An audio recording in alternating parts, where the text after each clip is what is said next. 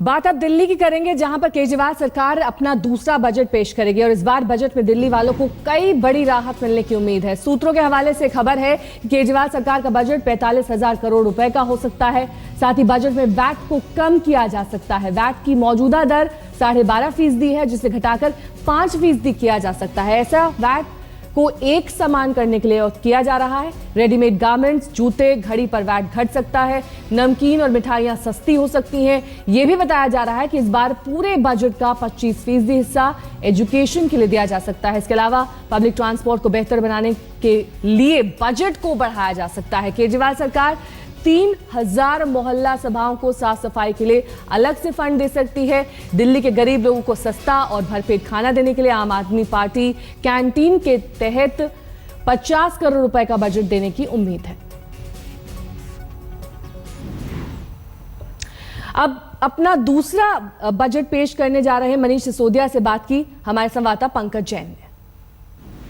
आज दिल्ली का आम बजट पेश होने जा रहा है और हमारे साथ बातचीत करने के लिए है उप मुख्यमंत्री और वित्त मंत्री मनीष सिसोदिया और उनकी पत्नी सीमा जी भी हमारे साथ बातचीत करने के लिए है, क्योंकि घर का बजट तो आपको ही तैयार करना है। तमाम बातों पर हम बातचीत करेंगे, लेकिन आज किन बातों को ध्यान में रखकर आप बजट पेश करने जा रहे हैं? क्योंकि आम आदमी पार्टी की सरकार जब सत्ता में आई थी तो आम आदमी के लिए सबसे ज्यादा सरल करना बजट को कितनी बड़ी चुनौती होती है? देखिए, आप बहुत इकोनॉमिक्स की और बहुत स्टैटिस्टिक्स और इन सब में घुस जाएं तो बजट बड़ी टेढ़ी खीर लगता है। पर जब आप एक सरल आदमी, सरल स्वभाव की तरह सोचें कि यार जैसे हम अपने घर में प्रायोरिटीज तय करते हैं वैसे ही दिल्ली भी हमारा घर है और उसके लिए प्रायोरिटीज तय करनी है, तो फिर आपको लगने लगता है कि जो जो एक आम आदमी अपने घर में चाहता है, कई जगह सेक्रीफाइस करता है, कई चीजों को आगे टालता है। जेब उतनी है, ख्वाब उतने हैं, तो उन सब के बीच तालमेल बिठाया जाता है घर में, तो वही बजट है। बजट घर से बात शुरू हुई है तो मैं ये जानना चाहूंगा कि घर में किस तरह से आप तैयारियां करते हैं? क्योंकि जब महीने में आप बजट बनाना शुरू करते हैं तो आप इनको बार बार बोलते हैं कि देखिए इस बात में जोर देने की अब जरूरत है, दाल महंगी हो रही है, या फिर घर से बाहर निकलते हैं तो पेट्रोल डीजल जो है वो भी सस्ता होना चाहिए, रेडीमेड कपड़े भी खरीदने हैं। किस बात पे जोर रहता है आपका? नहीं, घर के जो किचन का जो बजट है ना उस पर जोर रहता है। कहाँ ध्यान देने की जरूरत है किचन में? दालें हैं, सारी चीजें खाने पीने की, सब्जी वब्जी सब महंगी, हर चीज महंगी है सर, महंगी हो रही है, दाल भी और सब्जियां भी। क्या करेंगे अब?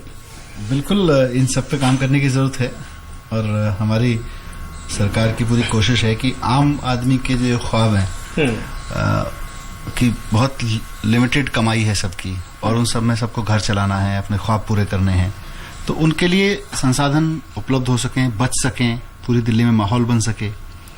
तो महंगाई से निजात तो पिछले 1 साल में सरकार ने बहुत दिलाई है। बिजली के बिल लोगों के आधे हो गए हैं, बड़ी संख्या में, बहुत बड़ी संख्या में लोग फ्री पानी ले रहे हैं। आपने बिजली का जिक्र किया, मैं ये जानना चाहूंगा कि इस बार भी क्या लोगों को पिछली बार की तरह आप राहत देने जा रहे हैं? सब्सिडी की जो आपने राहत दी थी, क्योंकि बहुत बड़े मायने हैं इसके जब ये कहा जाता है कि दिल्ली सरकार सस्ती बिजली मुहैया करा रही है या फिर पानी फ्री दे रही है। आप मेरे से पूछ रहे हैं कि आप जब विधानसभा में जब बजट पढ़ेंगे तो उसमें क्या क्या करेंगे। मुझे लगता है वो ठीक नहीं है, क्योंकि मेरी एक जिम्मेदारी है, मैं विधानसभा में ही ये सारी चीजों के उत्तर दूंगा। आप बिल्कुल। साथ में कुछ सवाल कहा कि उत्तराखंड की जनता के साथ धोखा हुआ है, बागियों ने धोखा किया है और इसके पीछे साजिश है बीजेपी और साथ ही प्रधानमंत्री मोदी का नाम उन्होंने लिखा। उत्तराखंड में राष्ट्रपति शासन लगते ही कांग्रेस और बीजेपी के बीच वार पलटवार